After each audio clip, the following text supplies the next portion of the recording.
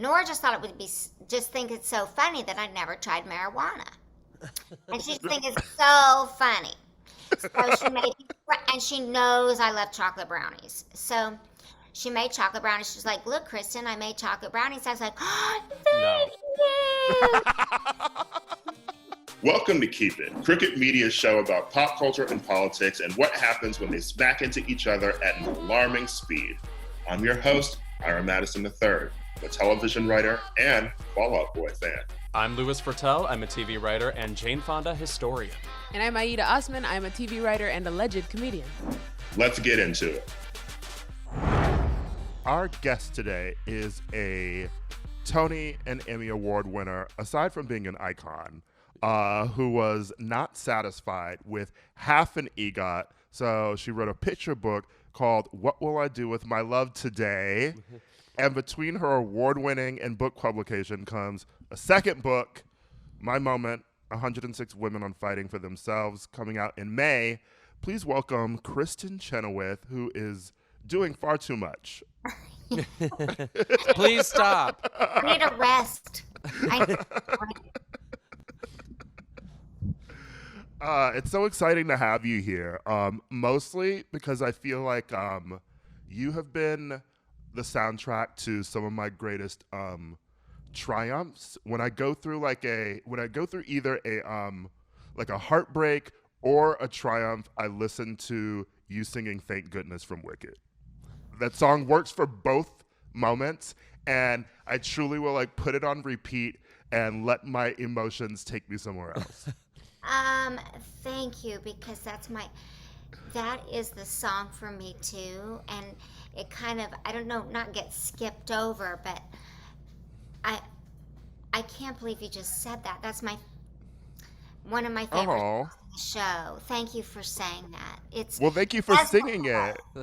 I mean, it takes a lot of work to open the second act of a musical, and I think it truly does it beautifully. Oh man, Steven Schwartz really knows what he's doing. Thank you. Kristin, what I think you have this Barbra Streisand problem when I'm talking about you with other gay men or just people. I guess people besides gay men are fans too. I've not met them, but anyway, where not so much. I'm right. Where you necessarily have to discuss your amazing vocals first, and then secondarily, almost what gets forgotten is just how fucking funny you are, period. And I'm wondering, were you always funny, or was that like a talent you developed in concert with your vocal skills? I think, this is my opinion, I think people either are born with a funny bone or they're not. Now, people can be trained to be kind of funny, and then there's people who are just innately funny. And my parents, I was adopted, and my father's an engineer, my brother's an engineer, so you can imagine, they shouldn't ever sing, and I don't do math, but they said that I was always just that funny, not weird, but kind of quirky, weird, funny kid. And I had no edit. And I think that's one thing about kids that I love so much, that they have no edit. They just say, did you know you have a mole here? They don't have an edit. And I think I'm still a kid at heart, and I just find I find really kind of weird things funny. Like the other day, I was in another state singing a concert, and I don't know why, and I'm not the only one that has this thing, but a guy tripped over a chord that works backstage. His actual job is to, not trip and not fall. And he did, and he tried to act because he's like, Kristin Chenoweth saw that, and I go, Kristin Chenoweth saw that. And he just was like, I go, I'm kidding. It's funny if you can't laugh at yourself. First of all, are you hurt? Secondly, okay. You've done so many iconic roles, but I feel like the one that sticks for me the most is Pushing Daisies. I'm friends with Brian Fuller, and so I've had the pleasure of talking his ear off a lot of times about how much I loved that show so much. Actually, when he came on to Keep It like years ago, I actually admitted to him I still haven't watched the last 2 episodes of that show because I don't want to know that it ended. I know. I get it. I got what we call the slow no. Mm. We had a writer's strike, and remember that all of us didn't get our finish. We didn't get the resolve. So, and there's talk about bringing it back, and I hope they do. And Brian's talked to me about what Olive might be doing, which is not at all what I thought, because his brain must hurt because he's got a lot of brains in there. But I adore him. He is so smart. This is the guy that wrote Dead Like Me, Hannibal, Pushing Daisies, and American Gods. I mean, Neil Gaiman wrote American Gods, but he adapted it. And it's just, I can't believe him. I just can't believe him. So thank you for that's one of my favorite roles I've ever played. I mean, Olive was ahead of the curve by being her character being obsessed with Lee Pace. And now I feel like the rest of America is. You were first. You were first. That was the right answer. A. B. Have you seen his abs lately? I mean, the I'm a only human person being. you need to follow on Instagram. So he needs to post more ab photos. Can you please send him a message and say, please, Lee, post more ab photos? I already have it. He goes, I'm an actor and I'm just out here doing my thing. And he likes to be out in nature, and I'm a Four Seasons kind of girl. And and he just, I swear the guy, Castaway, that movie, he could actually live that way. He could, make fire. I don't even know. And he's 6'10" or something. So we loved each other. Shy McBride and I loved each other. Anna, Swoozie, Ellen. We were just such a family. Something else I remember about that era, it just popped in my head now, is when you won the Emmy for that, you were part of this bit that the actresses were doing. Oh, yes, I remembered for you that you won an Emmy for that, yes. Thank you. But if I'm not mistaken, was it you and Amy Poehler and Vanessa Williams and maybe Elizabeth Perkins who all wore silly glasses, and then somebody was... And Kristen Wiig, yeah. And yeah, that's right. I can't believe you remember that. And I've got to give credit where credit due. It's the night before a party, Amy goes, we're the comedians. So shouldn't we be doing something weird and funny? And I'm like, yes. And she goes, what if we all wore different glasses? Who has and I was like, I have 2000, whatever year it was, 9 glasses. And then I can't remember. Oh, Jane had the opera glasses. It was just so fun. And then Vanessa, because Vanessa goes, what if I'm last? Because her Williams, she goes, what if I just go, oh no. And we thought it was so funny. No, okay, you just confirmed what I thought was, it sounded to me like the nominees got together and were like, what if, actually we're hilarious people, what if we did something with this moment, which people never decide to do. I've never seen nominees get together and do a bit before. So that's another legendary moment for me. I'm happy it came together just as you described. Thank you, it did, and it was Amy's idea. I feel like that also has to just add a bit to the sort of camaraderie that comes to being nominated in an award with other people. It takes away some of the competition of it if you're just joking and having a great time with one another. You have to do it because honestly, this business is so self that, I mean, don't get me wrong, I hate to lose, but really and truly, if we don't enjoy the journey, then why? And plus, I didn't even think, I thought Kristen Wiig was going to win, if I'm being completely honest, because they had just started the SNL, and she was so funny everybody was funny. Elizabeth Perkins on Weeds. Can we talk about that performance? But everybody was funny, and I thought, I'm just going to wear a short dress. I'll bring my best girlfriend to the thing. And I win. I was like, are my parents watching? I still cannot believe. I'm so happy that I won because I didn't have a job anymore. Pushing Daisies was off the show. And I remember thinking in my speech, tell them what shows you want to be on. I wanted to be on Mad Men. What was that Fox, that 24 show? I want to be on. And I just thought, now's your time. Tell them what you want to be on. Well, now I'm thinking of you torturing Kiefer Sutherland as a terrorist. That would have been fun. Oh, Mad Men couldn't find like a role for you as like, a up to no good secretary or something? I'm like, am I here? I was confused. Right. But, that's when you just go, I'm a person of faith, so I just go, God has other plans. Don't worry about it. I mean, I was kind of kidding, not really. But Matthew Weiner's on my list now, by the way. I will never forgive him. Yeah. Put him on your list. Put him on your list. I wanted to be on The Office, too. Oh, well, now the entire cast of The Office is on our list. So, right. Yeah, Steve Carell. What do I gotta do? Steve Carell, we're coming for you. I'm coming for him in a different way. Is that so? Actually, your first film role was in the movie Bewitched.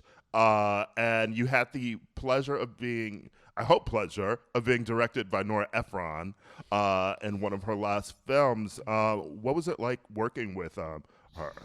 First of all, I miss her every day. She came to see Wicked, and she goes, so you're going to be Nicole Kidman's best friend. I've already decided. And I'm like, okay. Like, yes. I also did a play for her, Love, Loss, and What I Wore.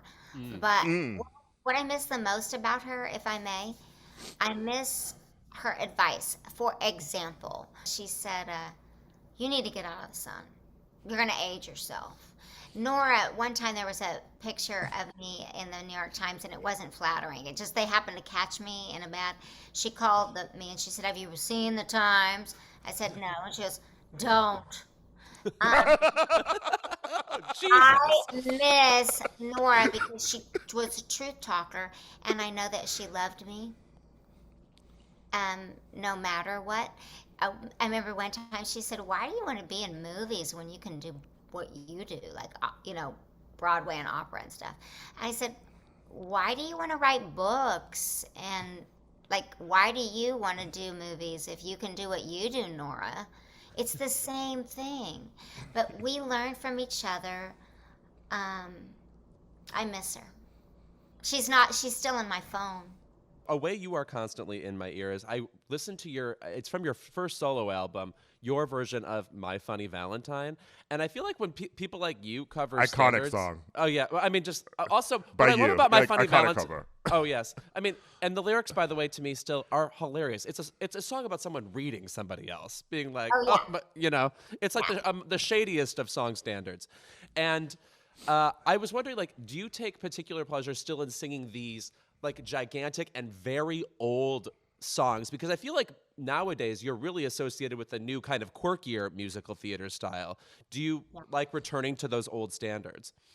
Oh, yeah. In my concerts, it's largely American songbook. Yeah. Especially ones that, there's a Hoagie Carmichael piece I do. I Get Along Without You very well. That nobody does. And my kids that come to the shows, some of them, I have old people, I have people in drag, I have gays, I have straights, I have little girls, and they'll go, did they write that song for you? And I'm like, this is why I want to do it, because I want them to know. When I was on Glee and I sang Maybe This Time, maybe this time, I got letters that was like, they wrote that amazing song for you. And I'm like, kids just don't know. A lot of kids just don't know. And so it's important for me to continue passing along, and also, moving forward in country and pop and things like that. And I still do opera. And I think that's the most challenging part about my shows, is that I don't just do one style. So I'm really quiet a lot during the day so that I can do all the things I want to do. I mean, your maybe this time, by the way, from Glee, has probably been at a heavy rotation at parties Louis and I have been at. Oh, where God. we just put on theater clips and musical clips and rewatch them. Thank you. You guys are making me feel so good. Also, I want to add to that also that not only are you somebody who's in heavy rotation on YouTube, but when you look up the name Kristin Chenoweth on YouTube, and I assume this is the case for most Broadway legends, half of the hits now are vocal coaches from wherever sitting and talking about, like, explaining you to the listener. Like, there's probably something we're all missing, and these like trained people are Really? that interpret you. Yeah. Oh yeah. I was wondering, do you ever sit back and just like search your name on YouTube? You're like, let's listen to some guy from San Antonio explain why I'm fucking rad. I definitely watch myself on YouTube, of course. I've never seen anybody talk about it, and I would love to hear, because you see, I'm still learning. The voice, colorature, soprano, when I was doing things like Candide and Queen of the Night, what they don't tell you is that as you age, as for a soprano, your voice deepens, and not that you lose the notes, but your voice gets deeper. So I'm singing some things that are much lower now that I never had, which is a gift, because you just continue to still learn. But it's the little soprano secret that nobody tells you. So to hear somebody would talk about my technique, I love that. I love that. Now I'll be going down a rabbit hole tonight. Yeah, you think it's just like Seth Rudetsky, but now it's half of YouTube. So Yeah. I'm so doing that as soon as I take my Ambien tonight.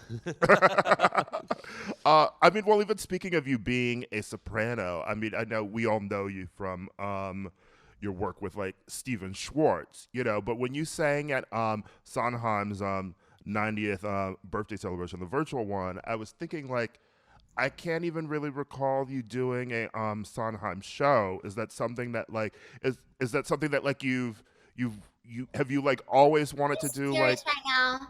Are you in my brain? have you always wanted to do that? Because speaking as a soprano, like I'm like, where's Kristin's version of Greenfinch and Linnet-Bird? right. Are you kidding me right now? So at the Met, I do a mashup of Willie Nelson and Steven Sondheim. Don't ask. It's Always Losing My Mind, and also Always on my mind. Always on My Mind. And the director said to me, you've got to start, because he had just passed, you've got to start singing Greenfinch again. I said, no, I can't. I'm not 19-year-old Joanna Virgin. I can't do it. And then I started looking at the lyrics, and it started meaning something different to me. Like, Greenfinch, are you singing now just when you're told? Are you singing to be sold? Are you singing now? Are you screaming mad? And I'm putting it back in the show. Literally, I did that Met concert in December, and I did it. And Sondheim for me is, when I was younger, I'm going to be honest with you, I didn't understand. Now I'm understanding. And a role that I see in my future is a little night music, because Send in the Clowns, when you listen to Send in the Clowns, I mean, when I was little and I heard her and Neil Diamond do it, I was like, Send in the Clowns? I was little, I was young. I was like, I don't get it. Clowns scare me. But now I know it. Now I know. Losing my timing this late in my career, two people who are meant to be together but couldn't be together. I get it. I get it. So Sondheim, I am a little late to the party, but I bow. I bow at him. Now, Send in the Clowns reminds me also of Judy Collins and pop vocalists. Now, you're obviously associated with Broadway and opera and these, like, I'll say, loftier versions of singing. But I was so heartened last year when you released that For the Girls album, because it was like a toast to all these pop singers. And I'm wondering, who did you grow up listening to in that regard that you really, I don't know, I guess related to, even though you went on this other path towards a different kind of vocal skill? My tastes are so varied. Obviously, Dolly. Carole King. My mom wore out Tapestry. Dinah Washington, my grandpa. Aretha. Leslie Gore. That's why I asked Ariana Grande to sing You Don't Own Me. I said, I hear you doing, actually you should play her and win an Oscar. But she's going to play Glenda and win an Oscar anyway, so. Because I'm a woman, I'm more of a Brenda Lee. And then I said, Reba's Reba, and then Jay has J-Head. So let's do it together and do and it just, I'm so, and then Dolly heard a version of I Will Always Love You, which is, I do pay homage to the singers, but I also find my own. And there was a lick in there, and I sent it to her, and she goes, I like that lick. Like, I want to sing it with you. I was like, huh? So that was a cool moment. And I want my younger fans to know these women. Eva Cassidy. I want them to know. I want them to know, Cole and Natalie Cole. I want them to know who I want them to know. And with Ariana, who I was a little nervous. I was like, oh, she's going to outsing me. Think about me. I'm a lyric person, and I also do my version, and I want her to do her version. And it worked. It just worked. No, I mean, I wish more people knew that Leslie Gore was Quincy Jones's first hit as a producer. I know. People don't know that. When I met Quincy, I was doing Moon River. The Mancini family asked me to. They said, we love your version. Would you sing?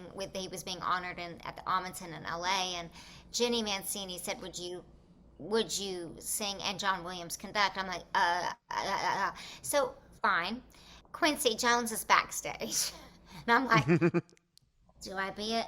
I actually am shy. Believe it or not. With people that I really admire, I'm shy. And I finally got the nerve. And I went up to him and I said, hi, Quincy, I'm singing Moon River tonight. Don't listen to it. You are a king.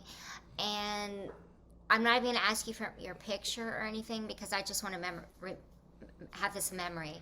And he said, thank you, because so many people want to get a selfie and they want to he goes, you want to have the memory. And then when I got off stage and sang Moon River, he was like, you're good. I was like, I know. But anyway, these are things that happen that I want to talk about that are cool, Actually, going back to something we've been talking about before, too, and you had mentioned still having Nora's number. I know one thing that Nora Ephron was also famous for was like her dinner parties. Were you ever I assume you had to be at one of them, many of them. I think constantly about the fact that she has this lost cookbook on like how to throw dinner parties. Okay. I'm going to give you guys a scoop. I've been to many of Nora's parties. First of all, she makes me sit down and play the piano and sing with every sing. And I'm like, please, Nora, please. That's $1,000. Just But the second party, we were doing Bewitched, and Nick was there, and everybody was there. And I don't judge people for what they want to do. I have to work a lot, so I take care of my instrument. So, I don't smoke. I don't, drink a lot. I have to. I don't have a choice. But Nora just thought it would be, just think it's so funny that I never tried marijuana. And she thinks it's so funny.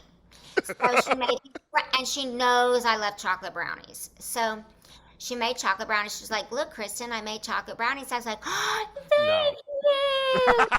So I had a chocolate brownie, and it didn't, I had like half of it. I was like, it didn't taste right. Next thing I know, I'm under the table. Nicole Kidman is like, do you want me to take you home? I'm like, who are you? Do you like me? Do you like me? Do you like me? Anyway, her dialect coach got me home, but that happened, and I will never do that again. And Nora, the next day, I had my dog, Madison Chenoweth, on set. She always held her. She was a little Maltese. And I said, Nora, she goes, are you mad at me? Are you mad at me? I was like, you wrote Harry Met Sally. I'm not mad at you, but never do that to me again, please. Never please do that again. I love her. I miss her. I miss her so much. Also, I did not know you had a dog named after Madeline Kahn. I mean, you obviously took over her role on the 20th Century, but I just want you to know that alone could put a tear in my eye. I'm glad to hear that. My favorite. It's Madeline Kahn, it's Dolly Parton, it's Judy Garland, it's Sandy Patty, the Christian singer, and, Ava Cassidy. Those are mine. Your dog, Madison Chenoweth, you must love dogs quite a bit. I mean, your picture book is about a dog. Now, Madeline's in heaven, and now I have Thunder Pup, named after the NBA. I'm a Thunder Girl, Oklahoma. Mm-hmm. And I was adopted, and I adopted her, and I'm very proud of it. That's what I did in the beginning of COVID. I was like, what will I do with myself? I do a lot of things that make me happy. So the title, What Will I Do With My Love Today, really I thought was going to be a song. But it's about me and Thunder, and I'm really, really excited about. She's laying here like she's never been fed. She's my constant companion, and she has given me so much joy. And it's me, young, and we're in New York, and there's Thunder, and the undertone is rescue, because I was rescued by my parents, and I rescued her. So I'm really proud of it. Thank you so much for being here. One last question before you go. Of course. Y'all are amazing. How many gay men talk to you on the street, not about Wicked or anything else you've done, but about your role in the Jennifer Lopez film, The Boy Next Door? I must know. Where you were treated horribly, by the way. Like they took your character, they put your character through the ringer. Well, they want to know, first of all, they want to know about J-Lo. And she's my friend, Jen. And I'm like, not going to tell them. I'm like, but just so you know, she really is. This is what gay men want to know. She really is one of the most beautiful women I've ever seen. She had the butt before the butt was the butt, and it's perfect. It's not too big. It's not too small. So I just asked her one day, I was like, how do I get that butt? Because, I'm white, my butt's flat. I got junk in the front. So how do I get your butt? And she was like, I think it's DNA. I'm like, okay. And then another thing is I don't want to give too much away, but there was a prosthetic across my neck, and I sped home at 3 a.m. on the highway, the main highway in LA that's 55 miles an hour, and I was going 90. I got pulled over. The 101 probably. Thank you. Yeah. Thank you. I got pulled over. I started crying because the movie wasn't out yet, and that would ruin yes. And I have all these Hello Kitty things in the back because I love Hello Kitty, and Jennifer had gotten me Hello Kitty stuff from Target. And I've got this thing, and the cop comes up and he goes, are you okay? And I forget, and I go, yeah, I'm good. And he goes, are you hurt? I go, no. And he goes, you have something what happened? I go, I immediately start crying. I go, I'm in this movie with J-Lo. And he goes, you're in a movie with J-Lo? I go, yes. I go, and if this gets out, because he could have taken me in. Right. And I have a lead foot, and I said, please don't, please. And he goes, are you? And I go, yes, I am. And he goes, my wife loves you. I said, call her. Call repeat. 20 minutes later, he comes back and he gives me, he does give me a ticket, but not for the speed. And he does say, I think of me as your dad. Slow down.